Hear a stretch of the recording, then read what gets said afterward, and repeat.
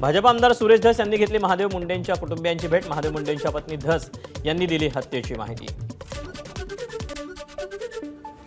महादेव मुंडे हत्या प्रकरणात पोलिसांचं साटलोट, त्याशिवाय एवढी मोठी हत्या होणार नाही, सुरेश धस यांचा गंभीर आरोप। आकाच्या आवडत्या लोकांनी महादेव मुंडेंचं जीवन संपवलं, सुरेश धस यांचा आरोप। ज्ञानेश्वरी मुंडेंनी त्यांचं उपोषण 4 ते 5 दिवस पुढे ढकलावं, धस यांची विनंती। भाजप आमदार सुरेश धस यांचा परळीत विरोध, काळे झेंडे दाखवून मुंडे समर्थकांची धस यांच्या विरोधात जोरदार घोषणाबाजी। परळीच्या शिरसाळ्यात गावात सुरेश धसांना दाखवले काळे झेंडे, मुंडे समर्थकांकडून धस यांची गाडी अडवण्याचा प्रयत्न। इतक्या क्रूर माणसाला भेटण्याची गरज नव्हती, सुरेश धस यांनी आमदारकीचा राजीनामा द्यायला हवा। धस यांनी देशमुख आणि मुंडे कुटुंबियांची भेट घेतल्यानंतर मनोज जरांगेंचा संताप। भाजप आमदार सुरेश धस यांनी मस्सादूकमध्ये धनंजय देशमुखांची भेट घेतली। धनंजय देशमुखांसह गावकऱ्यांसोबतही केली चर्चा। 25 फेब्रुवारीला आंदोलन करणार मस्सादूक ग्रामस्थ ठाम, धनंजय देशमुखांची माहिती। आरोपींना फाशी होईल त्या दिवशी समाधानी आहोत की नाही हे सांगू, धनंजय देशमुख यांची प्रतिक्रिया।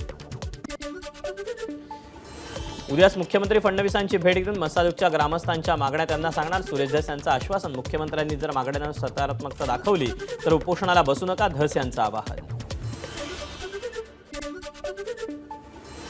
कृष्ण आंधळे फार शातीर, त्याला अटक होणं गरजेचं। तसंच रमेश घुले, दत्ता बिक्कड, दिलीप गीते, गोरख फड यांचे सीडीआर तपासावे आणि सहारोपी करावं, सुरेश धस यांची मागणी। संतोष देशमुख हत्या प्रकरणात शासकीय वकील उज्ज्वल निकम यांची नियुक्ती करावी, सुरेश धस यांची मागणी। तसंच या प्रकरणात पोलिसांच्या चौकशीची देखील धस यांची मागणी। पोलीस दल आतापर्यंत आका आणि त्यांच्या सहकाऱ्यांच्या माध्यमातून चालत होतं, सुरेश धस यांचा घणाघात। नितीन बिक्कडनं धनंजय मुंडेंच्या निवासस्थानी बैठक केली तरी तो आरोपी कसा नाही, सुरेश धस यांचा सवाल। आरोपींना फरार करण्यात बिक्कडचा हात असल्याचा धस यांचा दावा।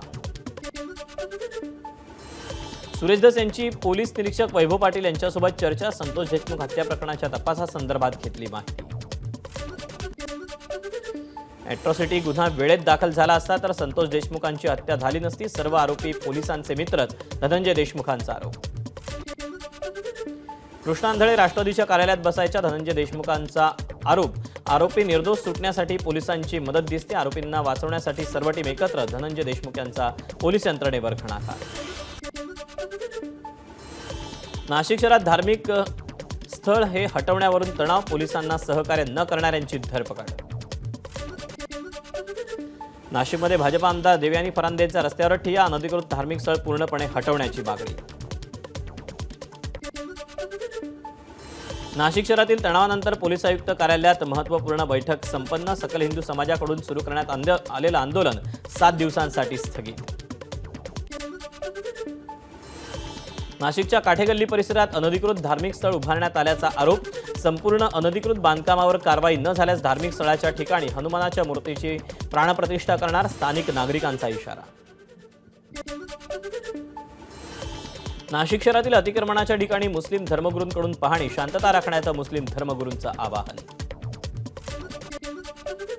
नाशिकमध्ये सकल हिंदू समाज आंदोलनाच्या पार्श्वभूमीवर साधू महंतांची धरपकड, अनिकेत शास्त्री यांच्या घरी मोठा पोलीस बंदोबस्त।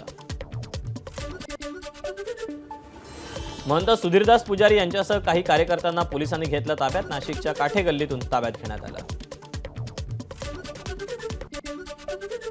मराठी भाषा मंत्री उदय सामंत यांनी मनसे अध्यक्ष राज ठाकरेंची भेट घेतली, 27 फेब्रुवारीच्या शासनाच्या कार्यक्रमासह निमंत्रण देण्यासाठी भेट घेतल्याची माहिती। अशा भेटी झाल्यानं राजकारणात चांगलं वातावरण राहतं, सामंत राज ठाकरे भेटीवर भाजप नेते सुधीर मुनगंटीवार यांची प्रतिक्रिया। राज ठाकरे उदय सामंत भेटीचा राजकीय अर्थ काढू नका, भाजपचे प्रदेश प्रवक्ते केशव उपाध्ये यांची प्रतिक्रिया। माणिकराव कोकाटेंच्या अडचणीत वाढ, निकालाची प्रत आल्यावर विधिमंडळ कोकाटेंवर कारवाई करणार, विधिमंडळ सूत्रांची माहिती। माणिकराव कोकाटेंवर कारवाई संदर्भात कायदेशीर प्रक्रिया पाळली जाणार, विधानसभा अध्यक्ष राहुल नार्वेकर यांच्याकडून स्पष्ट। पालिका निवडणुकांबाबत 25 फेब्रुवारीला सुनावणी, 3 वर्षांपासून रखडलेल्या महाराष्ट्रातील महापालिकांसह इतर स्थानिक स्वराज्य संस्थांच्या निवडणुकांबाबत 25 फेब्रुवारीला सुनावणी। नवनीत राणांना हैदराबाद न्यायालयाचा समन्स 28 फेब्रुवारीला हजर राहण्याचे आदेश. एमआयएमचे खासदार असुद्दीन ओवेसींना दिलेल्या आक्षेपार्ह चॅलेंज प्रकरणी राणांच्या अडचणीत वाढ. पन्हाळगडचा रणसंग्राम या लघुपटाचा लोकार्पण सोहळा मुख्यमंत्र्यांच्या हस्ते संपन्न होणार. 6 मार्चला लघुपटाचा लोकार्पण सोहळा कोल्हापुरात पार पडणार.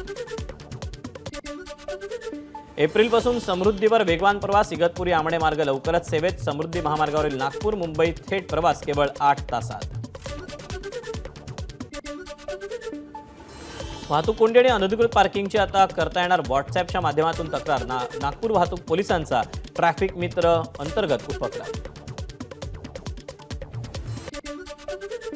छावासारख्या ऐतिहासिक चित्रपटाला पैसे मिळवून द्या. कालीचरण महाराजांचं आवाहन. हिंदूंचा स्वाभिमान जागृती असे चित्रपट बनवणाऱ्यांना भरपूर प्रोत्साहन देण्याचं आवाहन.